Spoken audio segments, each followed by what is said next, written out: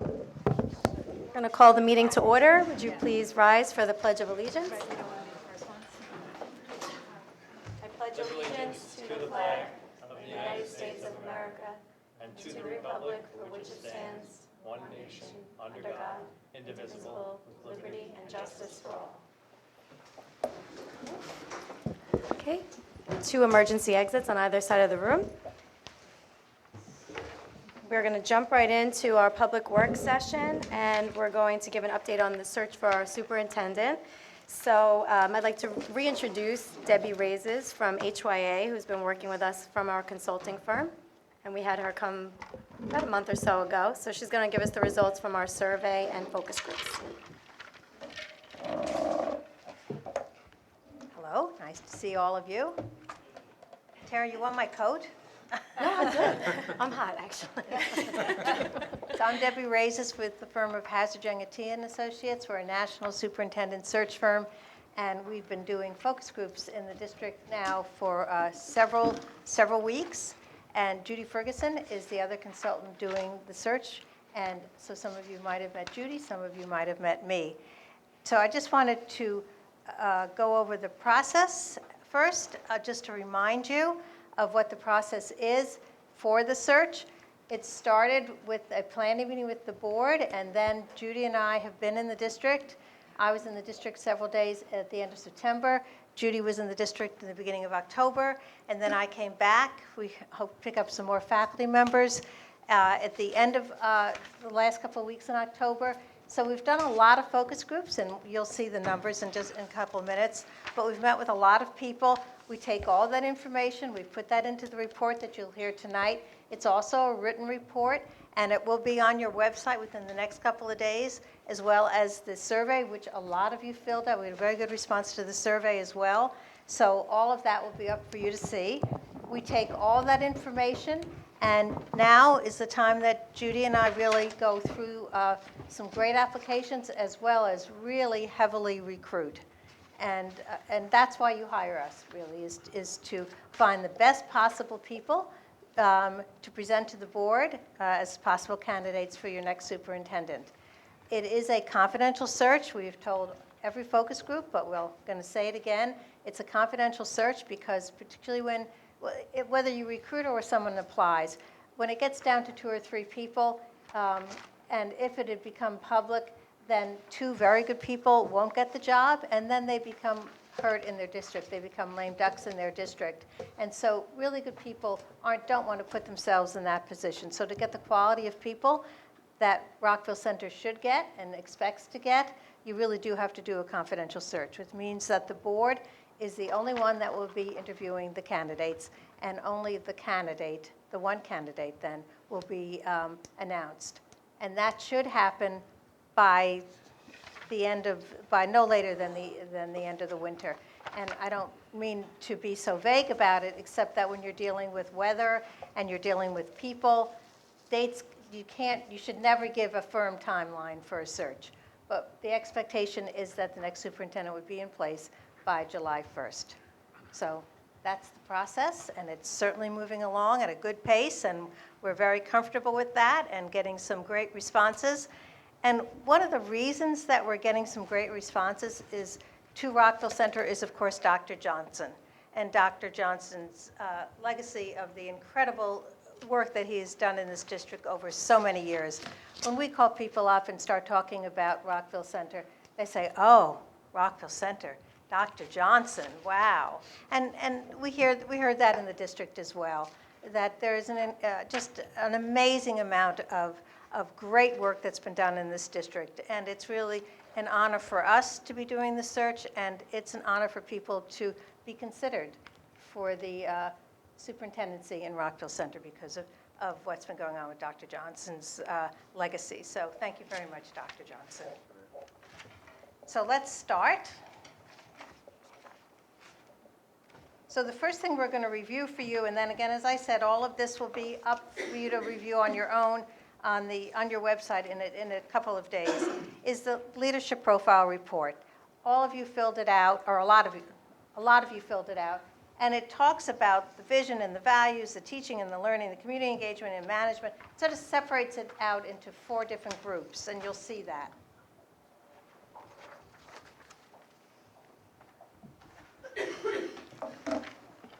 So the first is just to go over the numbers.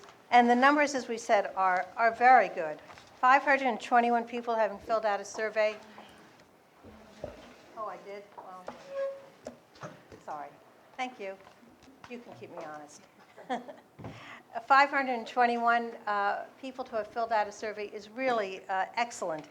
When you look at the survey and you start looking at the percentages, just keep in mind that 71% of the respondents, because you had 337 parents, are parents who have children in the public schools. So that does somewhat skew the survey in terms of what the parents felt strongly about, but that's typical of any survey, depending on who answers it and how many of that group answer it. But we just wanted to point that out to you.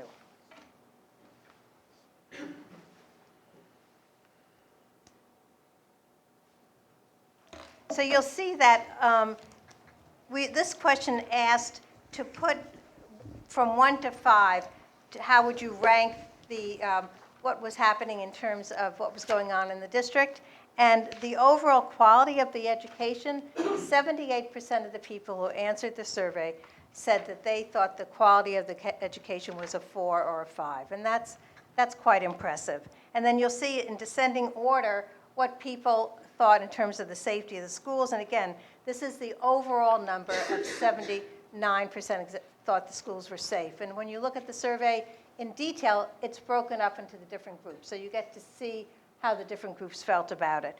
So, and the standard of performance and technology in the classroom, these are all well-maintained facilities, effective teachers, administrators, and support staff. A lot of this is also echoed in the focus groups. And again, we just cut it off at 6 because that was sort of where the number went below 50%. So we figured it was just made a sense for a good cutoff. But again, we know you're going to be able to look at it and see it in more detail.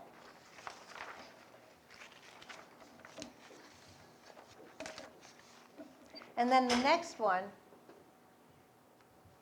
is in terms of the characteristics. There were 12 characteristics listed on the survey.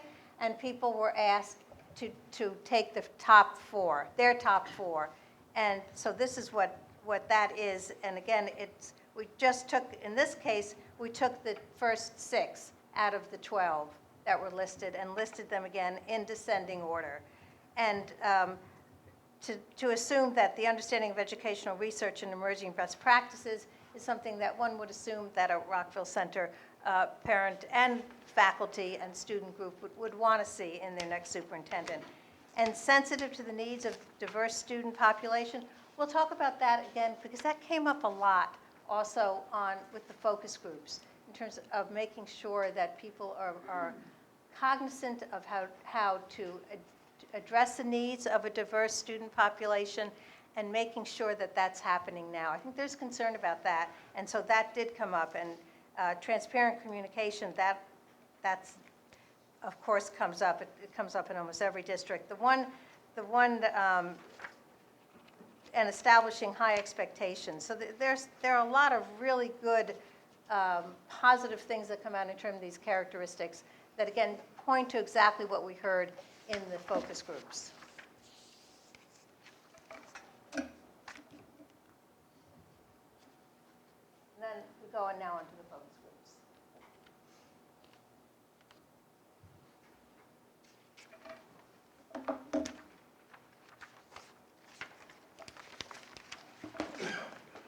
So in this one, of course, you know, not only did we meet with the people listed here, but of course, just to let you know, everybody was invited to come.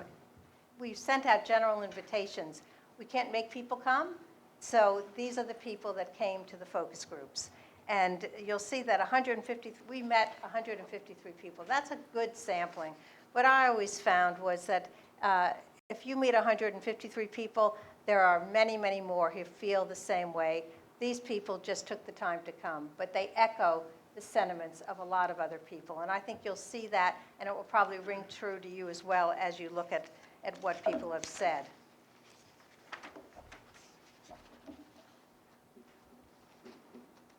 So in terms of the strengths of the district, I mean, the students talked about the dedicated teachers, the parents talked about the dedicated teachers.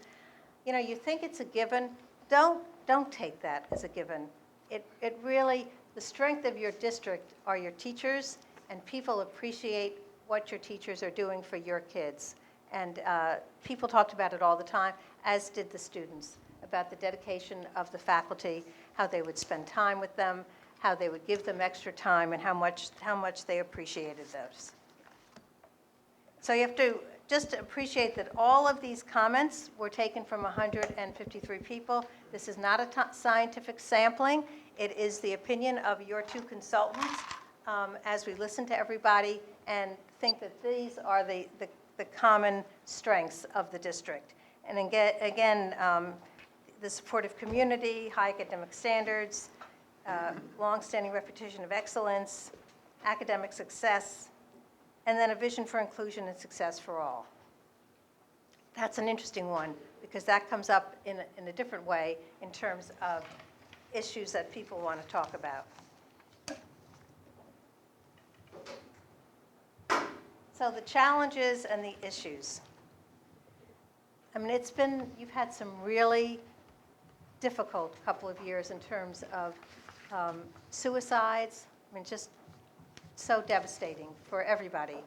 And that shows up in terms of the social and emotional needs of students, and also how to deal with a very academically challenging environment, and again, high expectations for your students from themselves, from their peers, from peer to peer, and from their parents, and from the faculty, and how to deal with that.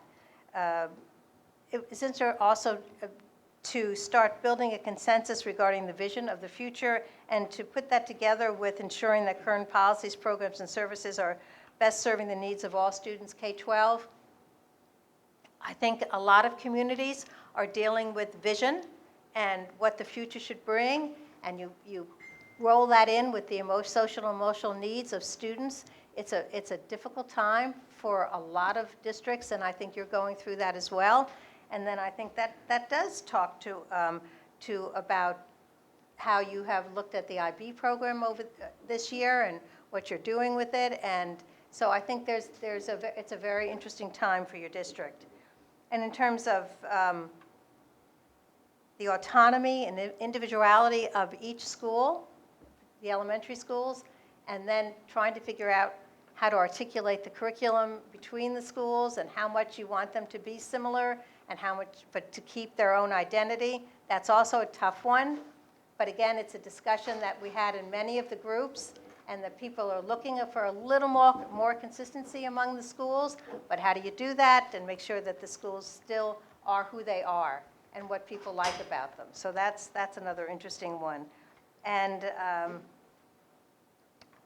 also the need for looking at the needs of a diverse population. That came out over and over and over again to make sure that the schools, certainly you have been very good about doing that and being aware of it, but it's a continual need and people are concerned about it. And I think it's something that the new superintendent will also be made aware of when we talk to people and find out what kind of experience they've had in diverse populations and dealing with diverse populations, as well as with the social and emotional needs of various of their students as well. And then satisfying communication needs in a media-intense age. That's a very hard one, and but it is also very difficult to only be reactive. You want to be ahead of it, but how do you get ahead of it, and how do you deal with the social media? And again, the importance of these challenges and issues for us as recruiters is really that as we understand your district, the better we understand your district, the better we can talk to people about what their experiences are now, what they've done in terms of these issues, and how they've handled it, and how they would be a good fit for Rockville Center. That's why the focus groups are so important, because meeting with all of you and getting a real sense of Rockville Center is the only way that we could really hopefully, find a great fit of several candidates for the position. And then lastly, the desired characteristics. And you read down the list and you say, well, everybody must want the same kind of characteristics. And in some cases, in some sense that's true in terms of a collaborative consensus builder. I mean, there are very few districts that want a change agent, some, but not too many. And honest and straightforward and an informed decision maker. But you have to put all of these characteristics into the whole mix of the issues and the strengths of the district. These don't stand alone. It all goes together in terms of understanding what Rockville Center is and what hopefully you need, and how, as we recruit people and go through applications, we can really find the best fit for you for your next superintendent. So I want to thank you again, and Judy does as well, for all the people who came to the focus groups and spent an hour with us. It really makes such a difference, as well as filling out the survey. So that's my report, and then again, you'll see it on the website in a couple of days. Any questions from board members? We've had a little bit more time to digest it. So I'm going to open up the microphone for the community. Just on this topic only, it's a public work session, so it's not a regular meeting. But if you have any questions or comments regarding the superintendent search, you're welcome to come up to the microphone. Just state your name and address.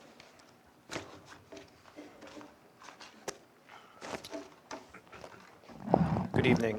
Brian McNamara, 450 Laurel Road. It's actually a question to Dr. Johnson.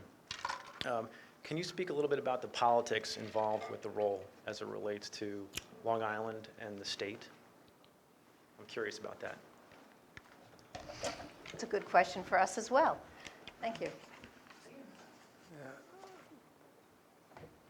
I advise to whoever takes this position to stay out of politics as much as you possibly can. It's a sandpit in which you don't want to play. However, that does not mean that we should not be involved and engaged with our politicians who represent us. And I have been very actively involved with all of those people who have represented us over the years. I've donated a lot of my time to the state. I've worked on 2 commissions for 2 separate governors, Mario Cuomo and George Pataki. And so I found that to be exceedingly helpful to us understanding the context within which we have to operate both as a system and as a means for educating the children here in Rockville Center. I've also worked very closely with the State Education Department over the years as well. And they in turn, I've chaired a number of committees. I chair a committee on the state aid data analysis, and another one I co-chair the curriculum committee and work very closely with our partners, as it were, in educating children in New York in the State Education Department, and I've done that for many years. So while I don't recommend getting involved in the politics of any agency or any of the governmental entities that represent us, I very, very strongly recommend that we have to understand that in a leadership position like this in a local school district, there is a larger and broader context within which we can both contribute and at the same time learn from in order to enhance the education for the kids in Rockville Center. I hope that answers your question, but okay. Anybody else? We'd just like to say thank you to Debbie and Judy, all the time that they gave, all the people who participated, again, in all the surveys, focus groups, community forums. This data is really important to us. So the leadership profile, which is a little bit more in-depth, PowerPoint is just highlighting some of the things that Debbie was describing. We'll put on our website so you can read deeper into it. If you have any questions about that, we do have another meeting coming up in a couple of weeks. You could write to us as well. But we thank you all for your participation. And again, thank you to Debbie and Judy. It's been such a pleasure to work with so far, so thank you so much. Thank you. Thank you very much. Thank you.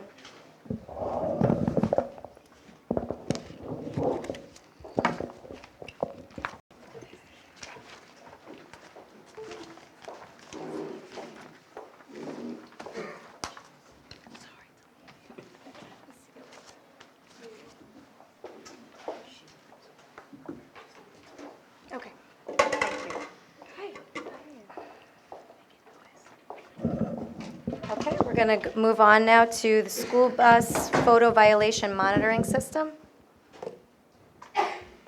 I'm going to turn the next two items over to Mr. Bartels. It looks like a great idea until you begin to take a look at ways in which it can be implemented. And so sometimes it's the implementation that sometimes needs to inform and guide us on the direction in which we as a school district need to go with regard to the school bus photos. So, Mr. Bartels? Thank you, Dr. Johnson. The state has recently, I don't think your mic's on, Robert, I'm sorry. not on, Didn't sound like a it. little closer? That's better. Better? Right.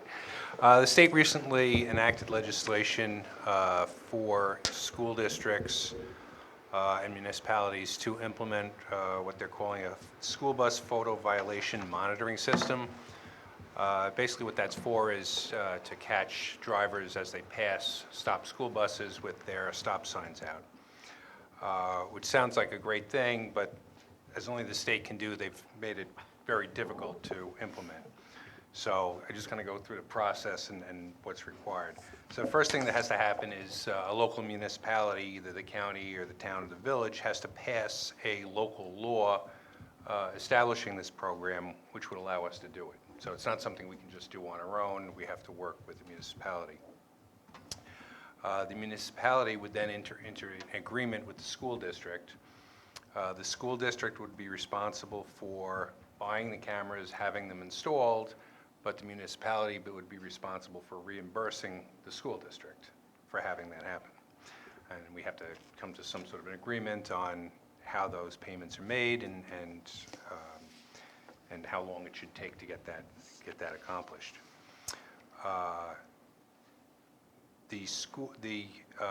In this program, the camera would not be an automatic camera.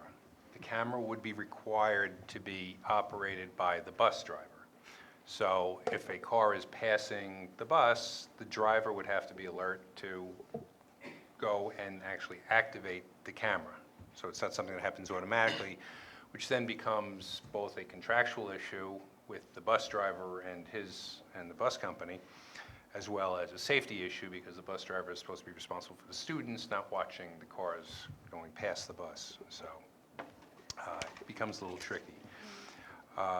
Another piece is that the school district cannot access any of the data that's on the camera. So a school district is not allowed to actually see anything that's on the camera. The camera can't take any pictures of the bus. It's only allowed to take pictures of the cars. So the school district is not allowed to have that access. Any fines that are generated by this program would go 90% of the money would go to the county, 10% would go to the city or the village, nothing would go to the school district. And finally, the school district has to submit annual reports on the program. So the state has made this very difficult for everybody involved to have this happen. But it is new legislation. I wanted to bring it to the board's attention. I'm not sure where we stand on it right now. Again, there's nothing we can do at this point until a municipality passes a local law to have this happen. Are we mandated? That's what it If says, they like, pass the law? No. No. no, because it says school districts No. who participate in the school bus photo violation. That was going to be my question, too. So, It's not a mandate. So for example, if Nassau County passes a law allowing school districts to enter into these agreements, there's no requirement for any individual school district to actually do this. so my question would be, because we don't own our own fleet of buses and we contract out, if Bauman decides to put, or whatever bus contract we had, put those cameras on their buses, we would still not have to use them if we did not choose to use them, correct? Correct. We still would have the decision-making. Correct. Okay. We would still have to make that decision and have an agreement with the municipality. Like I said, there's several Right. pieces. We'd have to have an agreement with the municipality to implement this. We'd also probably have to negotiate with the bus company to make sure that the drivers would actually be doing this. And the drivers, of course, would have to go through training and so forth. Did they give any explanation as to why they wouldn't make this automatic? No. Right, because like, we've cameras everywhere that are taking pictures everywhere. Okay. It's an issue that they're trying to solve By with cars creating and it, more More of a problem. problems. right. Yeah. And just to be clear, the school district does not receive any of the revenue from any of Zero. that. Yep. Sounds like it costs the school district money. And we do not have to, we do not have to do it. Do not have to comply. Has anybody approached us? I have had 2 phone calls asking if we were going to be implementing this program for the 2 residents, to which I told them really has not come up. We can't do anything anyway until the municipality passes a law, so I said we're still at that stage. Look, it goes without saying that the danger that this provides to kids with cars passing stop school buses is enormous. And I think that they made an effort to move in that direction in order to help school districts better provide for the safety of the kids as they exit the buses in the afternoon, or even come onto them during the day. The reason, I mean, I don't mean to make this a light. This is one of those things, we're going to have to work with our legislators. They've got to clean this up. Why this is not automatic, the technology is there to be able to do it. We don't understand why. Every car that passes when that sign is out could be pictured. There are motion detectors, you have them on your own house, they trigger cameras.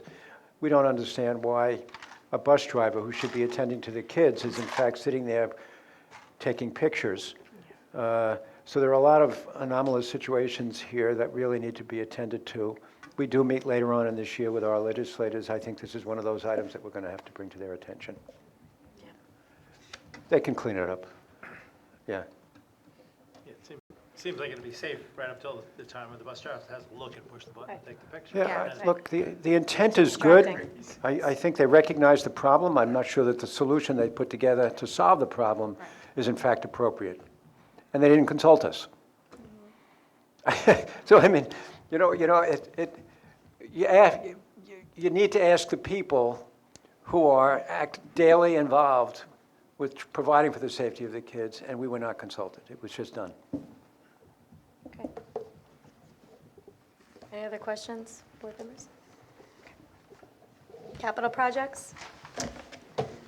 Okay, just a quick update on some of the projects we have. The stairwell treads, I think I had mentioned to the board last time, we had asbestos that we have to have repaired, so we're actually going to do that during the February break. We'll be able to do that and get that taken care of then. The playground repairs have all been completed now. We still had Covert and Hewitt outstanding. Those 2 buildings have now been complete, so all of our playground repairs are now done.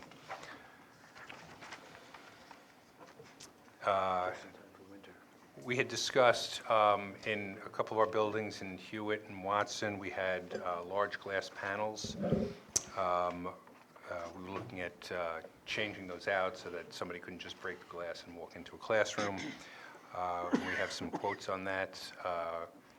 We could do it 2 ways. One is to replace the panes completely with new shatterproof, bullet-resistant panes. That would be about $20,000. We have an alternate method to install laminating film, which would make the glass bulletproof, shatterproof, and that would cost about $4,500 in total for the different panes that we need to replace. So I think that's our better option at this point. The only difference would be there's going to be a black bead going around the window pane as to where they adhere it so that it doesn't come off. They had some issues with some of this laminating film coming apart from windows when they installed it, so they have to put like a black bead of whatever their adhesive is to keep it on there so it doesn't become an issue. But I don't foresee that as being an aesthetic issue. Robert, we had said at the board tour, we noticed Hewitt and Watson, and then we were going to go back and make sure there were no other areas. Have we Yes. confirmed that? We have confirmed there are no other areas inside the buildings where there's kind of a full-size pane that could just be broken and walked into a room. Thank you. The storage shed for Watson is on site. It just needs to be assembled at this point, so we figure within a week or so that should be up. We replaced the scoreboard at the middle school, so that has been installed and is working. We have quotes for, we had to replace a couple of oil tank plate covers. One was at the middle school, one is at Riverside. I think we saw the one at Riverside when we did the board tour. It's under the playground, so that's surfacing. They're extremely expensive to replace. They're about $10,000 each. The one for Riverside is about $11,000 Are you kidding? because of For the the- surfacing. Just that Looks big like a gob manhole of, cover. It's like a manhole cover. So those are the quotes that we got. We are now going out for another company to see if we can get something else. I would think that would Another do the whole contractor? playground. Right? Sounds like it. A lot of money for those. So we're not happy with those numbers, so we're going back and looking for additional numbers for that. We were replacing the gym partition in the high school. That's in the process of being replaced right now. They cleared out, they removed the old one that was gone. We were waiting for the new one. It's now being installed. Do they ever use it? What's that? Do they, at the high school, do they ever use that? They do use it, yeah, but it's not going to be a solid wall. It's going to be more of a drapery. And the last thing is we're still working on the middle school. We had our architects out again earlier this week, again looking at the rain and the spots, and they've been developing plans. So we hope to have a full set of plans to go to the state with shortly, so that we can get moving on this and hopefully get some work done for this summer, get started in the spring and summer to get that building kind of cleaned up with the water penetrations that we have in the outside walls. Has the replacing of the The coping, coping They- on the roof, like, has that? that helped a little bit, but solved? it has It not has not eliminated, solved. no, has not solved the problem. Okay. So the unglazed roofing material was not the issue? No. No, Not in total. entirely, right? Not, No. It may have been part of the issue, but we're still seeing signs of water penetration, so it was not it's not The the whole solid. whole thing. okay. So now the architect's making another visit. You said that you met with them. Yeah, earlier this They're week. doing another assessment to try to figure out then what is the problem? Yes. Are we still on board for starting pointing along the building, around the building? We were going to do that. When were we going to do that? Well, we're Repoint waiting some of the for walls. one comprehensive plan to get that done, and as soon as we get that done and get it up to the state, we'll start getting bids for the project so we can get moving. Okay. Can I mean, from the tour of the building, just kind of run through a few things, if nobody minds. We had Wi-Fi wires hanging in the gymnasium at Riverside, they're still there. Can you make sure they take a look at that? Glass panels. I'm assuming the vents in the AC, in Watson's art room are all taken care of from the drop ceiling? Yes, those That are was all a process that Yep. we haven't heard about. The depression in the field, are we going to work on this winter at Watson? at Watson, yes. Fill it and seed it and cover it? Mm-hmm. Leaking AC in the library at Hewitt? Are we putting that off till the spring? The two units were given problems, the one inside the security room and I have to go back and look at that. I know we had somebody looking at them. I don't and that don't one have that they a- were using was leaking. Yes. Okay. Were all our ACs were back up and running Yes. before the heat went on? Yep. I was gonna say, they're all off, right? Yes. Except in The here. nurse's office at Covert, we're going to put on for next year's budget? Summer. I'm sorry, which, The nurse's office at Covert will go onto the budget Yes. for next year Yeah. to be done over the summer? Okay. The new refrigerators and stoves we've taken down, we've taken care of, right? mm-hmm. Okay, I believe that was all. Just going back to the films, if we, put those in Watson and Hewitt, what's the turnaround time and what is it? Do you have to order it and then how long to be installed and We have to everything? order it, and then it has to come and be installed. So I'm guessing 3 to 4 weeks. Oh, that's it? Okay. Did we end up with the same company who did our ante rooms? Yes. They work great, they Mm-hmm. were so good. So I don't- They were good. Yeah, Okay, good. on It's the time. same company, and we're working off a state contract with that. Yeah, they were great. Mm-hmm. They were. Okay. Any other questions? Okay, thank you. Moving on to policies. We had started and opened looking at policy 6110 the last time and left it at stage 1 because there were a few questions that we needed answers to before we move forward. And I know one of them was who would be overseeing the policy and helping to enforce it, and the other was around gifts and the length of time. So I see that we had made some changes. Thank you for getting some answers to the questions. So we'll put that back at stage 1 now. We'll take a look through it and see if there's any questions from board members. I still had a question. I know that we added, my question the last time was about the gifts, and it was about the $75. So we added the language that would be within a 1-year period. And then there's some language about how it's inferred that the gift would be intended or expected to influence an individual. How are we going to manage this particular paragraph when it comes to gifting for holiday time and teachers and end of year and things like that? Because are we really going to be able to enforce it the way it's written when it comes to families giving gifts to students, especially elementary students, giving gifts to teachers twice in a year usually? That probably would exceed or could exceed that amount of money. I'm concerned that we're going to have some kind of Unintended consequence. yes. I just we have to figure out what we're really saying here. Right. It's not necessarily just a gift. It's about that piece about what is expected or possibly in return. So how are we going to manage this one? Because I'm still concerned about the way it's written.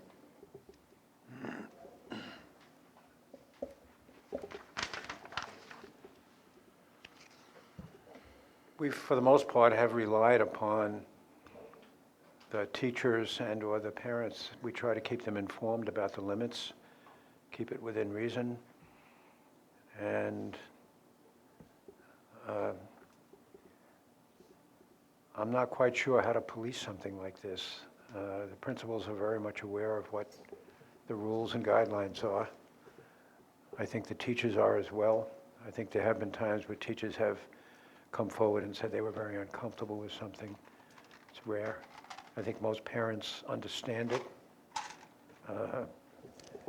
and are generous, but not overly generous in the way in which, and respect the rules. I don't know if, it has not in recent years come to my attention. It did get out of hand a long time ago in some of our buildings, and in recent years, I haven't heard any complaints, unless members of the board, have you heard anything? No, I think my point is people do things because their teachers are fantastic and they're trying to, be appreciative. And that's not really what this policy is trying to say, but it's captured here. I think that we should be focusing on the intent of giving payment or gifting in expectation of receiving something in return, and maybe that's the language that needs to be stronger here. I think that that's what this policy is really supposed to be about, but instead it's catching all, and that's what I'm concerned about. I don't know that it's clear enough. Right, the intent is to get at the whole issue of conflict of interest. Right. And that if you're able to afford a much higher gift, you're going to be treated differently as a student in a classroom. And is that expectation there? I've got to tell you, I in all the years that I have worked here, I have not seen that. And I think you have to depend on, to a large extent, just making sure that your staff understands that. And you have to depend on the goodwill of parents and also the ethical conduct of our teachers.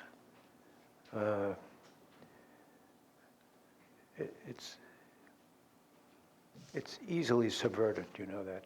I mean, it would be a very difficult one to police. You really have to depend on the goodness of the people involved. I know that sounds very strange. I don't know how exactly to police it.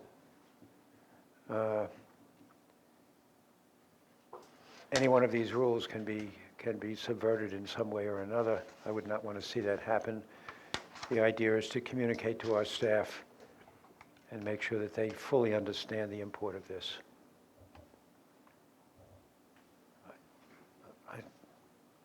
I understand what you're saying. I know, I'm trying to figure out if there's It a way sounds to very maybe awkward. put something in there that if a staff member We can- feels look, we- that a gift is given, looking in exchange for some sort of, I don't know, Look, something in you could exchange. put language in there which talks about a penalty should in fact this be violated. I'm not, in other words, that they would be subject to charges under 3020A should they violate a policy like this.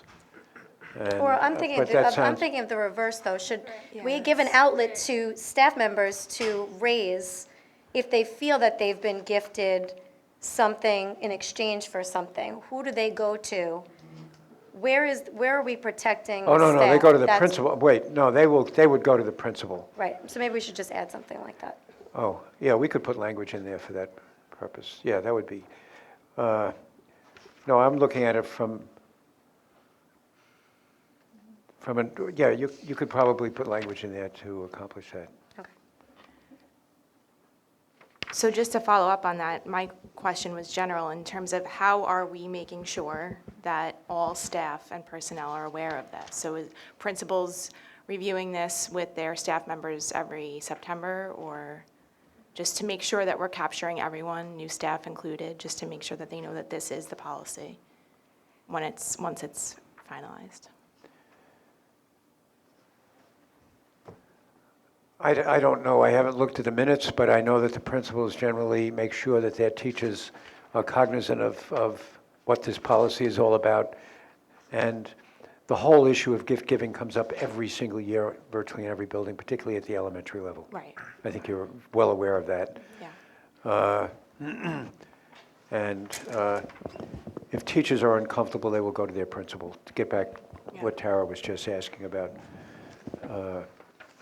And I think teachers are put off if something is given to them which is way out of line with what their expectations might have been. And then the principal will intercede on their behalf. Thank you.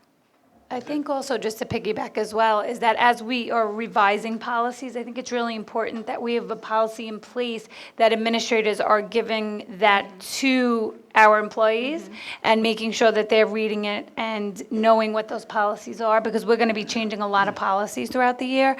And if you wait till September or you do it once a year, then policies fall through the crack. And we need to ensure that our employees are getting trained on all these policies and they know them, because that's a good way to monitor that they're following them. So I think that that's something that we Right. need to think about, or can you talk So about I'm sure that? you do that yourself when you disseminate policies to your staff. They Yeah. sign, or you receive them. Yeah. They sign that it's been read, that they understand it, that they're going to follow that procedure that's in that policy. And so yes, you often do that at the beginning of each year.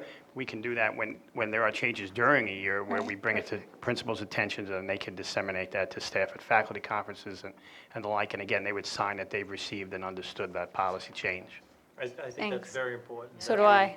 So nobody can say, I didn't know, and I didn't know what I was supposed Yeah, to that do. ends up in a packet that we give out every single year. Right, that's right. But this Yeah, policy hasn't been revised since 2007, for example. Right. Right, So so it- it might, right, so that it's, right. Right, whether it's in that packet or not, the revised needs to go into that. Thank you. We can add a step 4, which is put it on the principal's agenda, literally. I mean, we generally do anyway, but we can make it, we can formalize that. I think we need to. Yeah, we also have We're 3 new looking at it because principals. we need to, to make changes and need to modify, the way the policies read. So we'd like that, at least in my opinion, I think it's all our opinion, that we know that all the staff in all our buildings understand what the board is trying to change the policy to read. Great. Okay. Just on the page 2 of the policy, we changed accept to accept,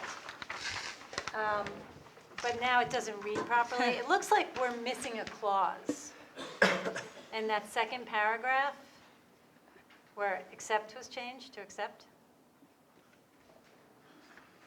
Like, I think it's supposed to be with the exception of a contract of employment with the district, right? A district officer employee will be considered to have an interest in the contract of his or her spouse, blah, blah, with the exception if that No, I don't the read it spouse that or way. anything is a contract of employment with the district.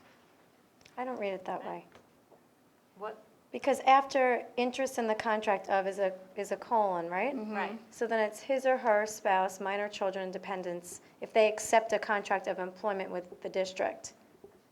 Any of those people. That's one of the reasons how they're outlining it. That's how I read it. I don't read it with the exception of. I read it that those people accept a contract of employment with the district. and they're. Maybe it's just shouldn't not be it. written well, Yeah, but yeah. I Okay, think, well, it's one, right. I think it is intended to accept a contract versus Says with have the an interest exception in of. the contract of, Maybe we just need to yeah. just tighten it up. Something, yeah, Doesn't read, no. it doesn't read yeah, clean. Yeah, okay. And then the last clause, and a corporation, any stock of which is owned right, or controlled directly or indirectly by him or her. A corporation of any stock which is owned, which means that if I own Apple stock, we shouldn't buy iPads? It should be and controlled or directly or incorrectly, Yeah, right? Mm-hmm. yes.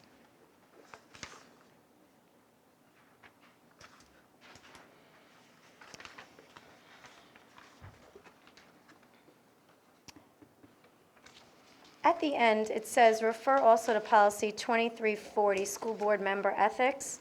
And I'm wondering, we're currently pulling another policy that have under review with our legal people, 6480, and I'm wondering if we should also tie this and ask for them to refer to that policy as well, please?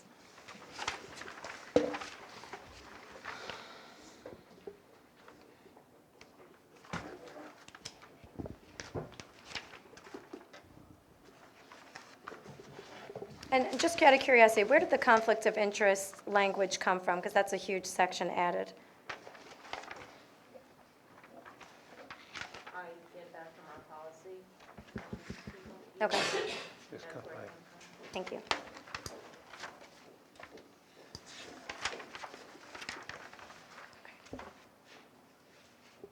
So that reads just as you get it, Jackie?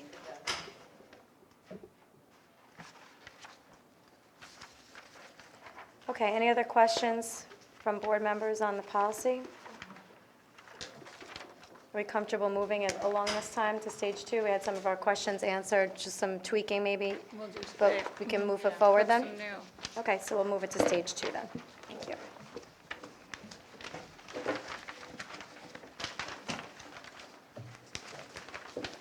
Okay. Acceptance of gifts. The superintendent recommends that we accept 2 flutes. It says here from a friend, but the person, I don't think is anonymous, it's Jeff Slotnick. No longer lives in the school district, but he would like to donate them to the high school music department. Very nice. Thank you. Very nice. Yes, Thank you thank you. very much. Nice to have friends. Yes. Can I have a motion to accept the 2 flutes? So moved. Second? Second. All in favor? Aye. Aye. Thank you very much. Okay. Can I have a motion to accept the minutes from the audit committee meeting on October 22nd and the regular meeting October 22nd? So moved? A second? Second. Any questions? All in favor? Aye. Okay. Can I have a motion to accept the approval of financial reports as listed? So moved? A second? Second. Any questions? All in favor? Aye. Aye. Aye. Can I have a motion to accept receipt of financial reports as listed? So moved? Second? Second. Any questions? All in favor? Aye. Can I have a motion to accept board actions A through D plus the addendum? So moved. A second? Second. Any questions? All in favor? Aye. Can I have a motion to retire to executive session to discuss specific personnel, contractual, and litigation matters? So moved. Second? Second. Okay, all in favor? Aye. Meeting is adjourned. Just a quick note, tomorrow night is the Southside High School's open house, so hopefully you'll join us here at 7 o'clock. And we'll see you next time. I believe our next meeting is on the 20th of November.